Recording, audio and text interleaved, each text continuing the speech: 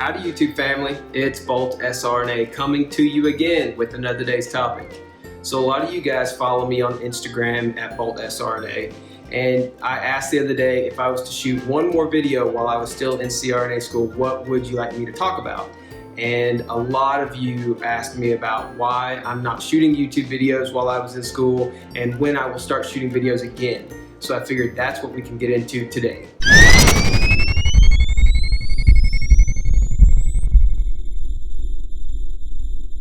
Well, there's actually a couple of reasons why I'm not shooting videos currently. Nothing as salacious or scandalous as you probably all are thinking, but it's simply time. Time is a hot commodity while you're in CRNA school, and as you continue to progress through the program, you have less and less of it, and you have more and more fatigue and burnout because you've been doing this so long and you've been running this marathon for so many years that you're at the end and you're running out of steam, you're running out of your energy. And so you start trying to cut things out of your life that aren't absolutely necessary, especially if it's a time-consuming thing. And so doing YouTube, it can be very time-consuming. And while I like being able to give information to you guys and be a resource for everybody, shooting the YouTube videos, between the editing and actually taking out the time blocks to shoot the video and keeping up with all the stuff online, the comments and different YouTube maintenance stuff that you have to keep up with on the back end, it just becomes too much while I'm in school at this final stage. So time is one reason. Another reason is part of my doctoral capstone project is involving multimedia, which means I have to go different places. I have to shoot at different sets. I have actors that do certain scenes for me, and I get behind the camera as a kind of more of a director, and I shoot those scenes, and I have to edit those videos and things like that. I have to do research that goes along with it. So that takes a lot of my creative energy away that I used to pour into YouTube. So I do that with that aspect instead. So it kind of taxes me as far as shooting videos and doing that kind of stuff. I do that for my DMP project now. And then once I'm done with all of that and wrapped it up, then I might have more of that energy to shoot more videos and things like that. And a final reason that's not as big as the other ones, but while you're in CRNA school, it's really valuable to kind of stay under the radar as much as you can as an SRNA. And especially when you're doing clinical rotations and things like that, you don't want to become well known. You want to go in, you want to do your thing, you want to leave. So anyone can tell you who's public online, who does social media or YouTube or whatever, they're going to tell you that it's usually the attention's great and usually the interaction with other people are great, but there's usually like 10% of time that you're going to get people who are not great, that you're going to interact with somebody who is like an internet troll or somebody who just has a lot of inner demons or a lot of problems in their own lives, and since you're online and a person that they can see, they target that person and they try and bring their negativity into your life. So I'm pretty good at shutting those kind of people out. But when you're in CRNA school, you can even have people in a clinical rotation who might have seen you online or may like or dislike something that you've said or an opinion you have or what have you. And they actually may try and cause real life problems for you based off that. And so I never really had any big issues happen, but it was something that I was becoming more aware of, and I was having more people in the clinical rotation sites recognize me, even CRNAs or anesthesiologists and surgeons and stuff who say, hey, don't you have a YouTube channel? And you don't really want that when you're a student. You want to be under the radar, you want to learn, you want to do your thing, you want to go home. You don't want people looking up your YouTube channel or trying to find you online and stuff when you're a student. When you're graduated, that's fine, but as a student or a resident, it's better to stay under the radar the best you can.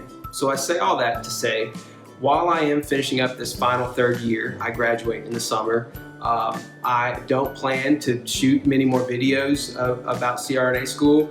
I am going to post this one, of course, and then I plan to do a couple towards the end when I'm graduating, just about what it's like to become a CRNA, what the transition is like from being a student, registered nurse anesthetist, to becoming a full CRNA, and some other topics that may be interesting to you.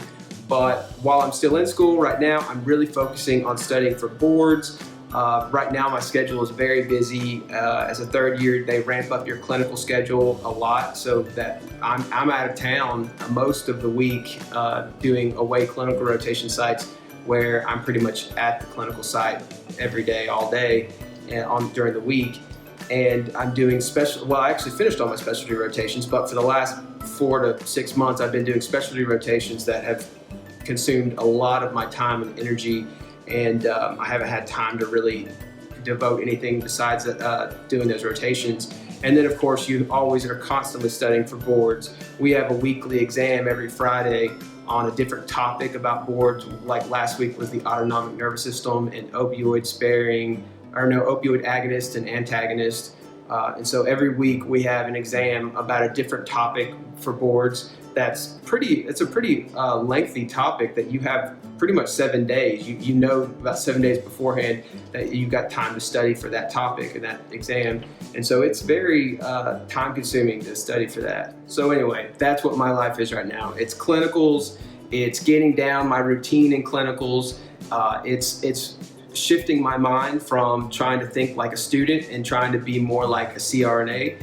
And by that I mean, at this point, while you're in your third year, and especially as you're starting to approach the later part of your third year, you're going into clinical, hopefully you're going into clinical looking at your patient as, this is my patient, this is my case, this is how I would do the anesthetic. And you should be at a clinical rotation site at this point that allows you to do that and gives you the autonomy to make those decisions and to run your own room by yourself.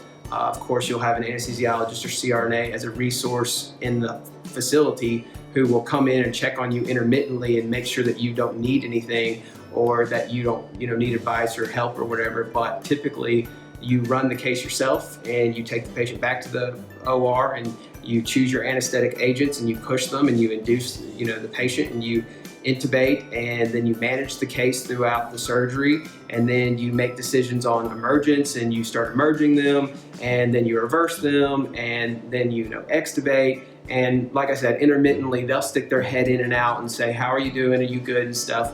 But ultimately it's you're making the calls, you're seeing why you should do this or not do this, or you make a certain decision and you realize it was okay, but it would have been better if I'd done this instead. And you really start growing as an SRNA, and that's how you kind of strengthen those muscles, so that when you do graduate upcoming soon, you don't step out to the workplace and suddenly be like lost and looking for somebody to help you. You're expected to graduate and be a full practice independent CRNA.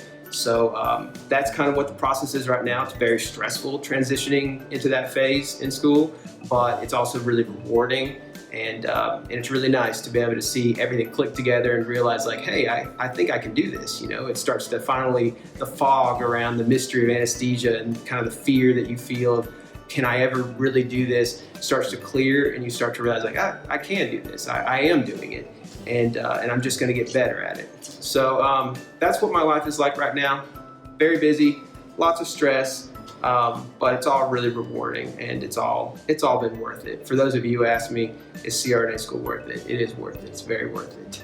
If it's a passion of yours, if you're willing to put in 100% for it, then it's worth it. All right, well, I'm going to sign off here. I will see you guys again shortly, like in 8 months. But in the meantime, you can definitely follow me over on Instagram. It's Bolt SRNA, same as my YouTube channel, and Twitter as well, which is also Bolt SRNA, if you want to follow me over there. I do update my stories pretty regularly, and I try and put pictures at least once a week up of something that would be interesting to most people who are seeking out anesthesia school. Something about the education that we're learning or clinical things that we're doing, something that you would like. So anyway, I'm pretty involved with you guys, and I'll respond back to messages and things like that over there. So if you don't want to wait until next summer to see videos from me, you can go over there and follow me, and I'll be there for you. All right, that's Bolt out.